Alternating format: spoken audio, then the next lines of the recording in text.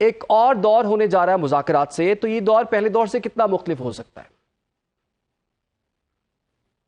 بہت شکریہ مجھے پروگرام میں لینے کا. دیکھیے، پاکستان کا تو سنگل پوائنٹ ایجنڈا ہے. پاکستان تو اس ایجنڈے پہ کئی سال سے کام کر رہا ہے، اور افغان طالبان حکومت کو یہ بتا رہا ہے کہ واحد ڈیمانڈ ہماری یہ ہے کہ آپ اپنی سرزمین کو ہمارے خلاف استعمال نہ ہوں. اس کے علاوہ ہماری کوئی ڈیمانڈ نہیں. اگر وہ یہ کام کر لیں تو ہمارے تو تمام مطالبات پورے ہو جاتے ہیں.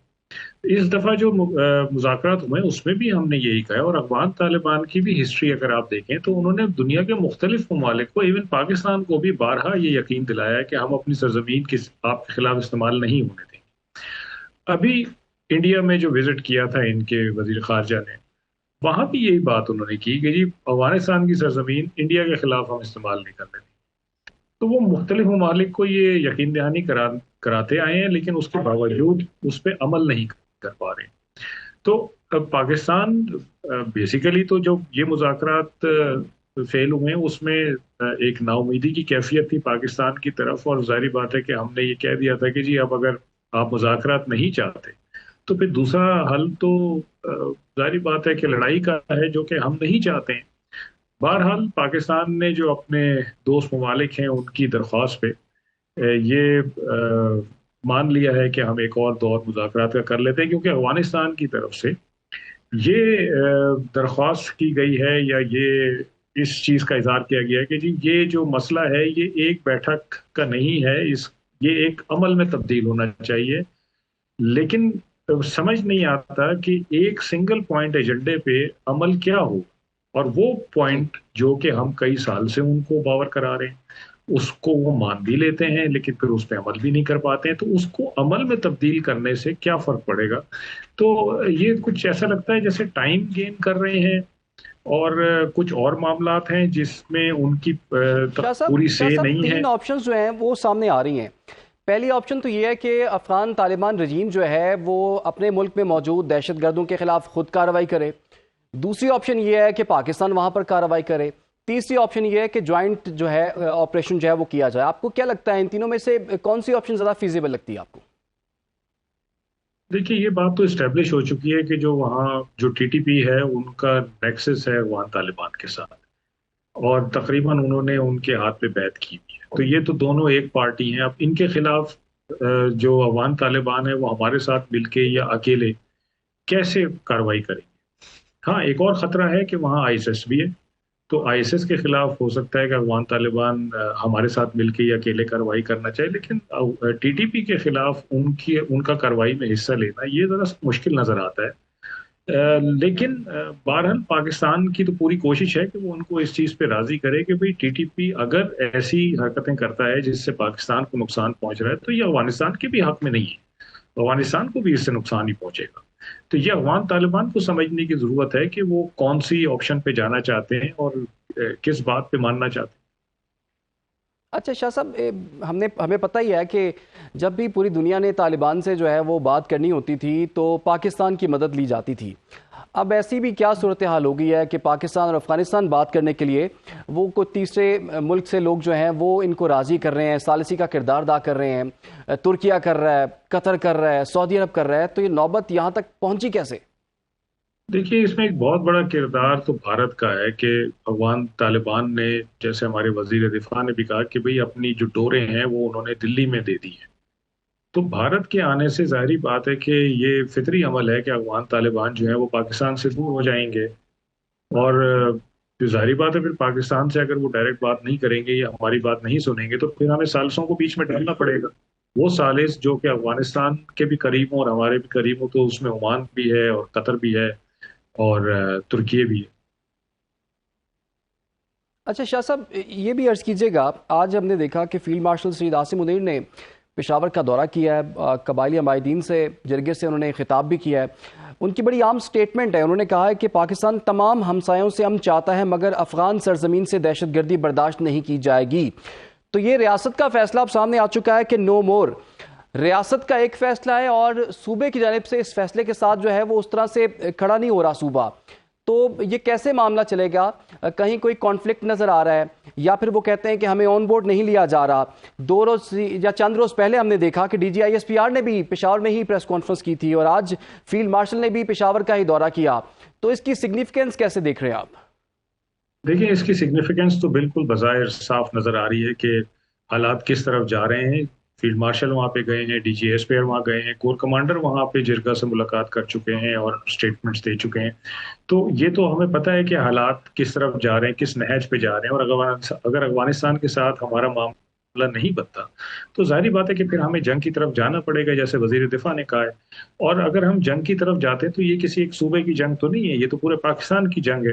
کیونکہ جو کارروائیاں TTP کرنا چاہتی ہے وہ تو پورے پاکستان میں کرنا چاہتی ہے، اور سب سے زیادہ افیکٹڈ صوبہ تو KP ہے. تو KP گورنمنٹ کو یا کسی بھی صوبے کو ظاہری بات ہے کہ فیڈریشن کا ان معاملات میں ساتھ دینا ہوتا ہے. اور فیڈریشن کا بھی یہ حق بنتا ہے یا فرض بنتا ہے کہ وہ اس صوبے کو آن بورڈ لیں، ان سے بات چیت کریں اور ان کو تیار کریں کہ اس طرح کے حالات ہیں. اینڈ آئی ایم شیور کہ اس قسم کی چیزیں ہو رہی ہیں، اس قسم کی بات چیت چل رہی ہے فیڈریشن میں اور صوبے میں.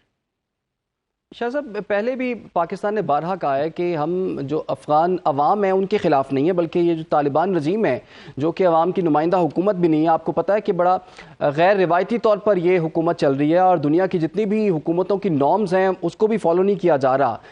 اس کے بارے میں بھی کہا جا رہا تھا کہ کچھ عرصے کی ہی مہمان ہے. تو اگر یہ طالبان رجیم جو ہے یہ کولیپس کر جاتی ہے تو کس کو خوشی ہوگی اور کس کے لیے پرابلمیٹک ہو جائے گا یہ؟ دیکھیے، طالبان رجیم جس طرح سے بھی آئی ہے، لیکن اس وقت وہ زیادہ تر افغانستان کے ان کے کنٹرول میں ہے، کچھ حصے نہیں بھی ہیں.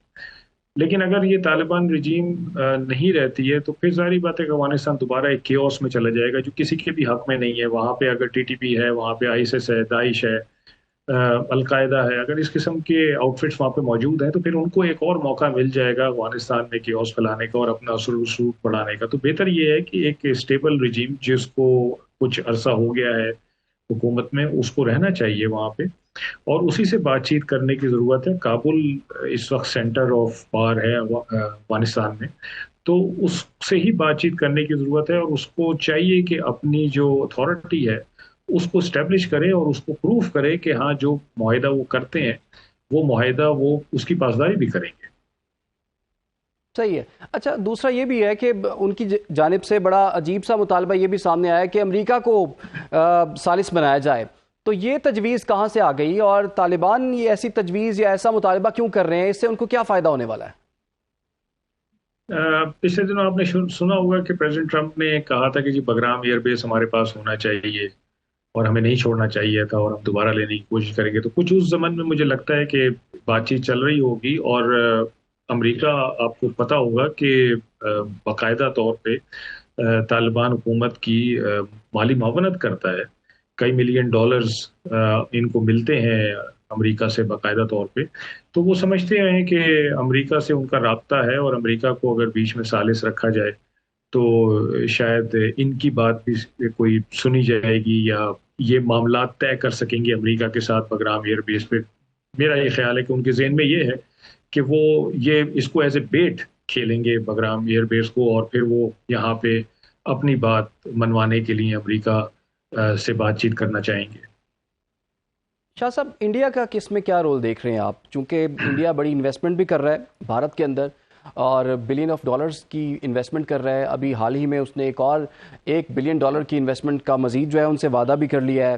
امیر خان جو امیر متقی ہیں وہ بھی تقریباً 9 دن جو ہے وہ جب پاکستان اور افغانستان کا کانفلکٹ چل رہا تھا ان 9 دنوں میں وہ بھارت میں ہی رہے، پاکستان کے خلاف سخت بیانات دیتے رہے. تو بھارت تو افغانستان کا ہمسایہ ملک بھی نہیں ہے، پاکستان ہمسایہ ملک ہے، لیکن اس کے باوجود ہم دیکھ رہے ہیں کہ افغان طالبان رجیم جو ہے وہ بھارت کی گود میں بیٹھی ہوئی ہے. جی، انڈیا کا جو رول ہے وہ بالکل اسپوائلر کا رول ہے. وہ کبھی نہیں چاہے گا کہ افغانستان اور پاکستان کی دوستی ہو اور ان کے معاملات نارمل ہو جائیں. وہ ہمیشہ وہ ضرور چاہے گا کہ یہ معاملات ٹھیک نہ رہیں تاکہ پاکستان ایک دوسرے فرنٹ پہ انگیج رہے. اور اگر خدا نہ خواستہ مئی کی طرح بھارت دوبارہ کوئی جارحیت کرتا ہے تو پاکستان کو 2 فرنٹ وار جو ہے وہ اس کا سامنا کرنا پڑے.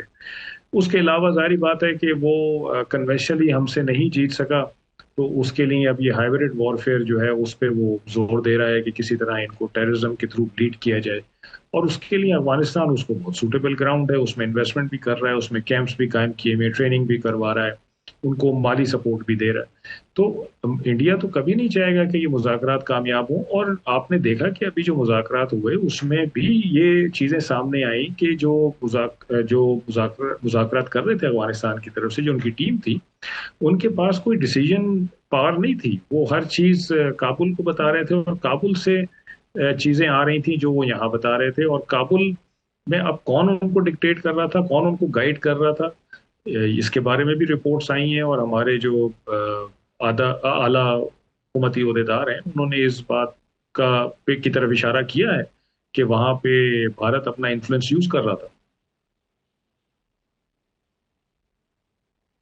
اچھا شاہ صاحب، یہ جو آرمی چیف کا دورہ پشاور ہے اور قبائلی عمائدین سے جو ملاقات ہے، جرگے سے خطاب بھی ہے، اس دورے کو آپ کس طرح سے دیکھتے ہیں؟ قبائلی عمائدین نے بھی پاکستان کے حق میں ہی بات کی ہے اور کہا ہے کہ ہم پاک افواج کے ساتھ کھڑے ہوئے ہیں، تو یہ جو تاثر دیا جا رہا تھا پچھلے دنوں صوبائی حکومت کی جانب سے کہ جی قبائلیوں کو اعتماد میں نہیں لیا گیا، تو قبائلی تو آن بورڈ ہیں اس میں؟ پھر دیکھیے، کوئی بھی جنگ ہو، کوئی بھی تنازع ہو، وہ جب تک اس میں آپ کامیاب نہیں ہو سکتے جب تک آپ ایک ہول آف نیشن اپروچ نہ اپنائے، گورنمنٹ، فوج اور عوام یہ سب شامل ہو۔ تو جو علاقے کے لوگ ہیں، سب سے امپورٹنٹ لوگ وہ ہیں جن کو ایک تو یہ پتا ہونا چاہیے کہ سچویشن کیا ہے اور آگے کیا ہونے والی ہے، اور ان کی کیا سپورٹ چاہیے ہوگی۔ اگر ان کی سپورٹ آپ کے ساتھ نہیں ہے تو پھر آپ کی فوج بھی اس طرح سے کام نہیں کر سکتی۔ تو یہ بہت اچھا ایک سگنل ہے، ایک سائن ہے جو کہ آج فیلڈ مارشل کے وزٹ سے سامنے آیا ہے کہ قبائلی عمائدین نے اپنی بھرپور سپورٹ کا مظاہرہ کیا ہے، اور جو ابھی بھی افغانستان کے ساتھ ہماری جھڑپ ہوئی تھی اس میں جو قبائلی عمائدین ہیں انہوں نے بھرپور ساتھ دیا تھا، بلکہ جو وار اگینسٹ ٹیررزم ہے اس میں بھی انہوں نے بہت ساتھ دیا ہے، اور بہت سارے ایسے آپریشنز تھے جو ان کی مدد سے کیے گئے ہیں۔ تو یہ بہت امپورٹنٹ چیز ہے، اور یہ ٹھیک، تو مطلب یونیورسل چیز ہے ایک۔